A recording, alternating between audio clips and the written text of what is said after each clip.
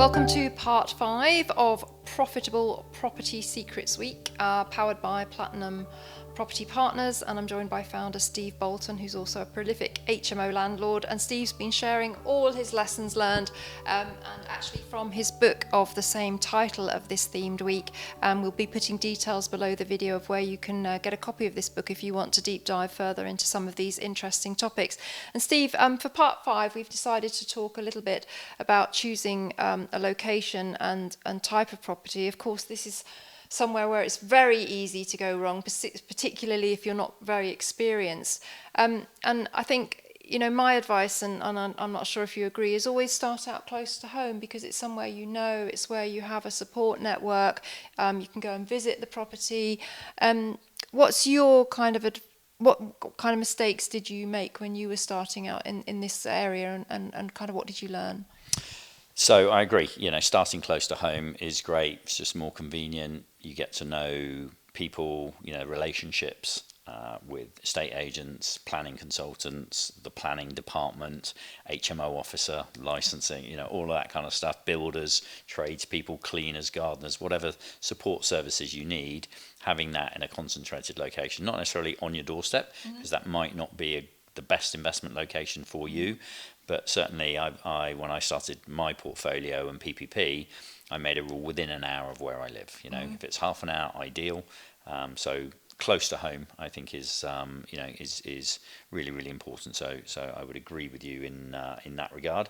The next thing then, once you're clear on the type of property that you want to buy and your investment strategy, then I think in any business as well as in property, the two main things to do is check out the competition, and check out tenant demand. So customer research and market research. Yep. So actually, because I'd made mistakes in a previous business, not property, and I lost my home, actually, this is one mistake I didn't make personally at the beginning. I made it later, and I'll tell you that story in a second. But I did very deep competitor research. So I knew I wanted to buy high quality, I wanted to provide high quality shared accommodation for young working professional people, high-end HMOs. I knew that. I'd spent 2 years researching it. And I knew there was a demand. How did I know there was a demand? I placed an advert in my local paper. There wasn't, spare room was very small back then, an easy roommate and that sort of thing. So it was mainly, I placed a £50 advert in my local paper in the classified section under rooms to rent, beautiful rooms to rent, rooms from £100 a week, all bills included, and I placed that advert. Now, I hadn't even bought a house at this point, right? So it was market research, but I had found another landlords that I could refer people on to. So got that advert, I got 104 inquiries in a week. Okay, by text, by phone, I'm interested in the room, all of that sort of stuff. I was prepared for those inquiries. I didn't expect 104, mind you, because I was only going to buy a house with 6 rooms in it. So I've still never found a business where you can do a £50 marketing spend and get 104 interested customers, all of whom are going to sign a 6-month agreement and pay the biggest check or bank transfer as rent. So I just thought it was amazing. I thought it was a license to print money. But I was prepared. So I actually had a spreadsheet and 5 questions that I asked people. Where are you looking for specifically? I was in Bournemouth and Poole. Where specifically would you like to rent in Bournemouth and Poole? Okay, I wrote down the location. I actually had a map, and then I created a heat map. Wow. Right, and I put all these pins on this map in my office wall. What's your budget? Okay, well, it says £80 a week. Yeah, I know it says £80 a week. Yeah, but that's for a single room without a bathroom. What budget could you go up to, right? So I was kind of stress testing, and somebody said, oh well, for my own room with an ensuite double and a desk in the corner, I'd pay up to £140 a week. I was like, yes, get in, So they were giving me the answer. Is it a single room, a double room? Have you got any pets? I did all that, filled it all in a spreadsheet, heat mapped it on the wall, and then that gave me, okay, the average rent is this. These are the areas, and so I knew what to buy, where to buy. So deep kind of customer research by placing adverts. I mean, the beauty now with PPP and the internet, you can actually go on spare room. You don't even have to place an advert necessarily. You can just see how many landlords want to rent, how many tenants want to rent by location. Yeah. So doing that, super, super important. And then what's the competition like? Okay, what other adverts are out there?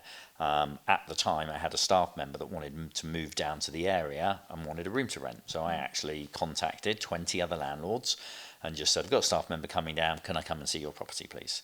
And you know what? Whether it's through a letting agent or a landlord, the first thing that shocked me was how badly, okay, it wasn't me, but the tenant was, why are they moving? You know, they need to, can they afford the rent? Can they afford the deposit? I need a reference from the landlord. Are they working? I need to see bank statements. I'm like, who's the customer in this relation? I can go out for a meal for, you know, 50 quid or 100 quid and get treated better than somebody that's going to spend £5,000 to £10,000 a year of their wages on rent. You know, so that was the first thing that shocked me. Then the quality of accommodation. I mean, the worst one was this pokey little room for £80 a week with a stained mattress, bright pink carpet and wallpaper, a broken chest of drawers in the corner. And I went to view it with somebody else that was looking at it, and he said it's £80 a week, all bills included. You know, stinking lounge, horrible kitchen, and I'm like, who will pay £80 a week? And I thought, okay, well, you know, let's kind of see what happens. And I said, yeah, you know, might be interested. And the other goes, I'll give you 85 quid. And I'm like, What? you're treated like the scum of the earth. The quality of the product is horrific. No real customer care or whatever. So I thought, there's a massive demand, and the competition's really bad. Surely this is like something's going on here. Okay, now over time the quality of the competition has improved. All right, it wasn't as bad as it was back in 2004, but it still amazes me like how many people don't run a good property business, don't treat their customer. You know, I always think if you give people something that's fully furnished in beautiful condition, the chances of getting it back in that condition are increased, and we've proved that over time. Why? Because you're saying two things at a human level. I care about my house, and I care about you. Yeah, I totally agree. Yeah. So I think people pick up on that, they value that, they appreciate that. We choose the right tenants to help make sure there's a good dynamic in the house. You know, and we're just thinking about it really from a customer service perspective. And whilst the pendulum is moving, anybody that offers, you know, that good customer service, quality product, do your market research. Great way of de-risking your investment strategy. No, it's really interesting to hear that you went through such a deep process. I took a video camera with me on the properties as well, so I could look back and yeah.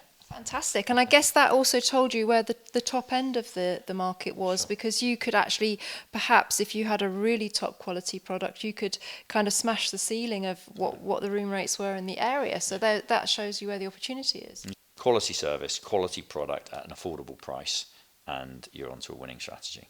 Now, you said you made a mistake earlier, Yes. a bit later on in your property journey. What was that? Painful. Nothing fails like success. So this was actually after I'd built my HMO portfolio. I knew what I was doing, and I went to Eastern Europe. Did I do the same level of diligence that I did when I started my property business? No, I tried to fast track. So I basically shortcut, and I ignored my own advice and my own learning, and it was a massive mistake. Guess what? It came to nothing. I lost 50 grand. Yeah. So actually, firstly, you got to know how to do diligence and take your time and customer research, and then you got to put in the hard yards and hours to do it.